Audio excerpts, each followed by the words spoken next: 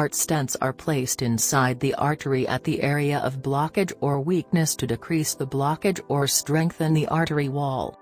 Stents can be placed primarily or after balloon angioplasty. Most often, they are made of metal mesh. There are two types of stents, bare metal stent and drug-eluting stent. The latter are used more frequently and are coated with medication that helps keep a blocked artery open longer. The stent eventually becomes a part of the artery that it's placed in. Heart stents are often placed in a blocked artery during a percutaneous coronary intervention. They hold the artery open so blood can pass through freely. The goal of the stent is to reduce the chance of a heart attack, to improve blood flow and possibly heart function.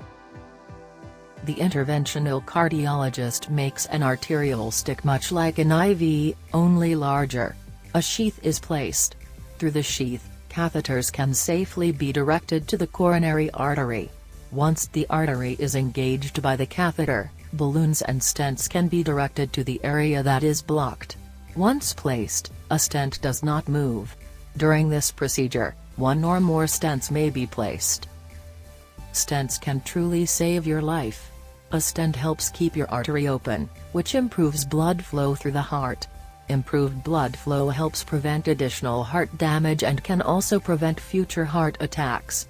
A stent can also improve heart disease symptoms, like chest pain and shortness of breath.